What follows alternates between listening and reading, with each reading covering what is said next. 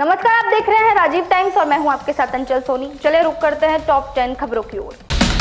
भारतीय cricket team Pakistan जैसे आतंकी देश के साथ एशिया कप खेलने 14 सितंबर को दुबई जा रही है। कांग्रेस ने इस निर्णय का कड़ा विरोध करते हुए कहा कि केंद्र सरकार ने अगर तत्काल पाकिस्तान के साथ हो रहे मैच को रोकना चाहिए। कांग्रेस नेता विवेक खंडेलवाल गिरीश जोड़ी ने पाकिस्तान की कारस्तानियों का बखान करते हुए बताया, एशिया कप के नाम पर उस आतंकी देश खिलाड़ियों को साथ भारतीय टीम का खेलना 140 भारतवासियों के जले पर नमक छिड़कने के समान है।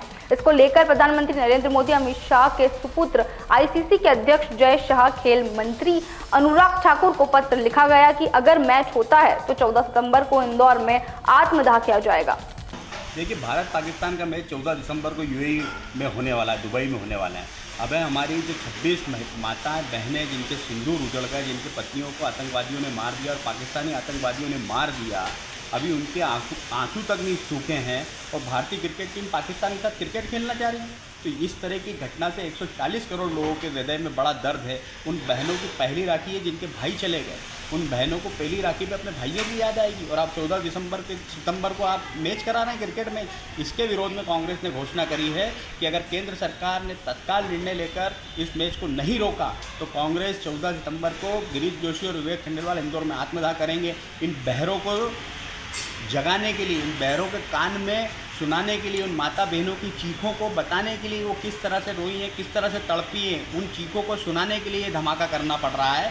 इसके लिए आज हमने घोषणा करी है कि 14 सितंबर को भारत पाकिस्तान का मैच नहीं रोका जाता। खेल मंत्रालय को सबसे पहले निर्णय लेना चाहिए, बीसीसीआई को लेना चाहिए, आईसीसीआई को लेना चाहिए। ये सिर्फ अपने पैसे के लिए माता बहनों के सिंदूर का समझौता कर रहे हैं। आपराधिक गतिविधियों में लिप्त शातिर बदमाश 23 वर्षीय शुभम उर्फ तंबोली पिता राजू तंबोली निवासी इंदौर की पंचम की फेल के विरुद्ध जिला दर के आदेश जारी किए गए। 6 माह की अवधि के लिए ये आदेश पुलिस आयुक्त नगरीय इंदौर द्वारा जारी किए गए। आदेश में कहा गया है कि आरोपी इंदौर जिले के नगरीय एवं देहात और उससे लगे सीमावर्ती जिलों की सीमाओं में प्रवेश नहीं कर सकेंगे। उक्त आदेश पुलिस थाना परदेशीपुरा की टीम द्वारा क्षेत्र में लाउड स्पीकर से सुनाकर आरोपी शुभम व उसके परिजन को इसके पालन के लिए पाबंद किया गया। द्वारा अनावेदक शुभम उर्फ तंबोली पिता राजू तंबोली उम्र 23 वर्ष निवासी जीवन की फेल परदेशीपुरा थाना परदेशीपुरा के विरुद्ध मध्य प्रदेश राज्य सुरक्षा अधिनियम 1990 की धारा 5 क के अंतर्गत 6 माह की कालावधि के लिए जिला इंदौर एवं उससे लगे सीमावर्ती जिले उज्जैन, देवास, धार, खरगोन की राजस्व सीमा से बाहर चले जाने का आदेश, निष्कासन आदेश श्रीमान आयुक्त महोदय इंदौर द्वारा, पुलिस कमिश्नर महोदय इंदौर द्वारा आदेशित किया गया है।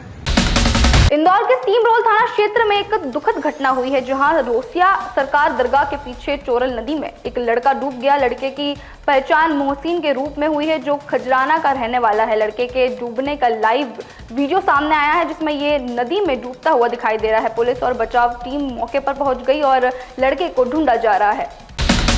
इंदौर के प्रसिद्ध खजराना गणेश मंदिर में भगवान गणेश के लिए चांदी का मुकुट तैयार किया जा रहा है। इसे पूरी तरह तैयार होने में 8 से 10 दिन लग सकते हैं। इस मुकुट के तैयार होने के बाद भगवान गणेश को इसे पहनाकर देखा जाएगा। फिटिंग और डिजाइन ठीक रही और समिति ने इसे फाइनल कर दिया तो इसके बाद स्वर्ण मुकुट बनाने का काम शुरू किया जाएगा। दिसंबर-जनवरी तक ये मुकुट तैयार हो सकता है। बता दें कि पिछले महीने खजराना गणेश भगवान के लिए नया स्वर्ण मुकुट तैयार करने के लिए एक समिति का गठन किया गया है। समिति ने स्वर्ण मुकुट की डिजाइन तैयार कर ज्वेलर्स को बनाने के लिए दी है। पेट्रोल लेने के लिए हेलमेट लगाने के अनिवार्यता पर हाईकोर्ट में आज सुनवाई होगी। 2 पहिया वाहनों में पेट्रोल भरवाने के लिए हेलमेट लगाने की अनिवार्यता आदेश के खिलाफ हाईकोर्ट में 2 जनहित याचिकाओं की लगी जाएगी। याचिकाओं में उल्लेख किया गया कि 2 पहिया वाहनों को चलाते वक्त हेलमेट लगाना अनिवार्य है, लेकिन पेट्रोल डलवाने के लिए हेलमेट लगाने का जिक्र मोटर व्हीकल एक्ट में कहीं नहीं है। प्रशासन से जारी आदेश के अनुसार अब केवल ISI मार्क हेलमेट ही मान्य होंगे। पहले शहर में बिखरी समस्याओं पर ध्यान दिया जाए। गड्ढों से सड़कें भरी हुई है, उन्हें दुरुस्त किया जाए। जगह जगह जल जमाव की अच्छे से निकासी की जाए, तब जाकर हेलमेट अनिवार्यता लागू की जाए। अनावश्यक लोगों पर दबाव बनाकर बगैर हेलमेट पेट्रोल नहीं देना जनता के साथ नाइंसाफी है। ये उनके मौलिक अधिकारों का हनन है। इंदौर शहर कांग्रेस कमेटी के कार्यवाहक अध्यक्ष देवेंद्र सिंह ने कहा, हम हेलमेट के खिलाफ नहीं है, पर इसे बाईपास, रिंग रोड जैसे शहर के बाहरी इलाकों में लागू किया जाए। हेलमेट की अनिवार्यता के विरोध में कांग्रेस ने 2 व्हीलर वाहनों पर हेलमेट रखकर श्रद्धांजलि भी दी। भारतीय जनता पार्टी के जनप्रतिनिधि कुंभकर्ण की नींद सोते रहे और आम जनता को पेट्रोल नहीं दिया जा रहा है। आज शहर में जो मध्य क्षेत्र है, शहर का अंदर वाला क्षेत्र, वहाँ रेंगता हुआ जो है ट्रैफिक चलता है और 10-15 की स्पीड में ट्रैफिक नहीं चलता है। ऐसे में शहर में हेलमेट लागू नहीं किया जाना चाहिए। हम हेलमेट के विरोधी नहीं है। हेलमेट बाहरी क्षेत्र में जो है, बाहरी क्षेत्र है, वहाँ लागू किया जाए। आज उसी को लेकर आज हमने जो है प्रशासन को जगाने के लिए, भारतीय जनता पार्टी को जगाने के लिए आज जो हेलमेट पर जो है हार फूलों की माला डालकर श्रद्धांजलि अर्पित की गई है। यह आंदोलन चरणबद्ध चलाया जाएगा। धरना प्रदर्शन, मुख्यमंत्री का घेराव और जनप्रतिनिधियों का घेराव, उसके बाद इंदौर बंद का आह्वान किया जाएगा। इंदौर कलेक्ट्रेट में बिना हेलमेट के प्रवेश नहीं दिया जा रहा है। कलेक्टर आशीष सिंह ने सभी विभाग प्रमुखों को पत्र जारी कर अपने कार्यालय में आने वाले अधिकारियों, कर्मचारियों और अन्य 2 पहिया वाहन चालकों के लिए हेलमेट पहनना अनिवार्य कर दिया है। यह निर्णय सड़क सुरक्षा को बढ़ावा देने और हादसों में कमी लाने के उद्देश्य से लिया गया है। कुछ लोग बिना हेलमेट के जबरदस्ती प्रवेश करने की कोशिश कर रहे हैं, लेकिन सुरक्षा कर्मियों ने उन्हें रोककर वापस लौटा दिया। ये नियम ने न केवल कलेक्ट्रेट में बल्कि शहर के पेट्रोल पंपों पर भी लागू किया गया है।